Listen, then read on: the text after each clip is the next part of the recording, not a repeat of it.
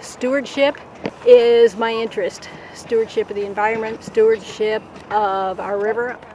It is so impressive. We've got a huge age range of people out here.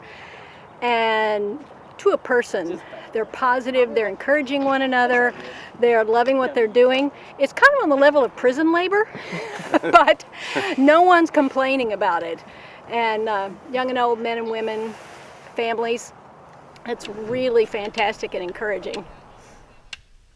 And because of that, we were able to install 45 core logs, over 800 oyster castles. We put in 115 tons of sand, and then we planted the area with over 5,000 marsh grasses. And because of that, this project now will serve as a buffer between what occurs upland and then what eventually goes into our waterway here at Indian River.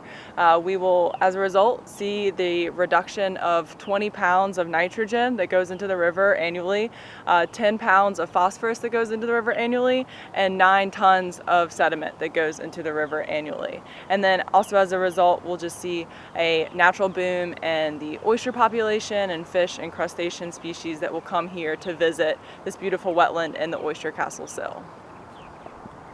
Over 120 people came to volunteer in this project, both from inside the Indian River community and from the larger Hampton Roads area.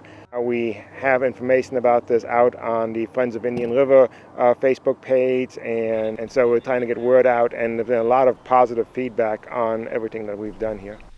We expanded the wetlands by some 3,000 square feet, and we put in nearly 800 oyster castles, which should help build the oyster populations. That was very important to us. The work we're doing will hopefully improve the water quality and the wildlife habitat and make the river a healthier and better place for everybody.